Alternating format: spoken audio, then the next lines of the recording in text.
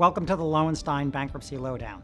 In this episode, we'll talk about a memorandum opinion issued by Judge Kenney from the Enviva Chapter 11 case.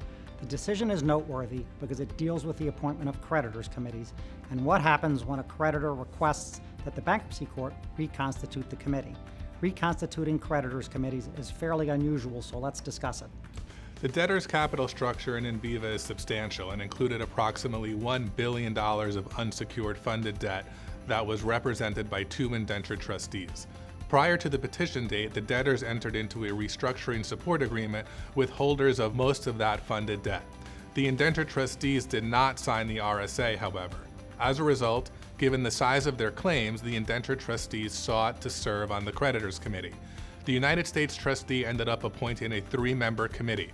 However, neither indenture trustee was appointed to the committee, so that substantial funded debt did not have a voice on the official committee. As a result, one of the indenture trustees filed a motion for an order directing the U.S. trustee to reconstitute the committee and appoint one of the indenture trustees to the committee. The indenture trustee argued that the committee did not adequately represent the debtor's general unsecured creditor body. The U.S. trustee objected, arguing that the committee adequately represented the unsecured creditors and the code does not require proportionate representation of distinct creditor groups. The movant countered that the committee should include at least one member that can directly offer perspectives unique to the note holders, since the unsecured claims pool was dominated by funded debt. The court ultimately granted in part and denied in part the motion and ordered that the U.S. trustee add at least one indenture trustee to the committee.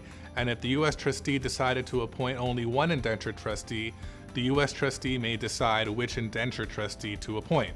The court also observed that the fact that a majority of the holders of the bond debt signed the RSA was not a reason to exclude either of the indenture trustees, neither of whom signed the RSA.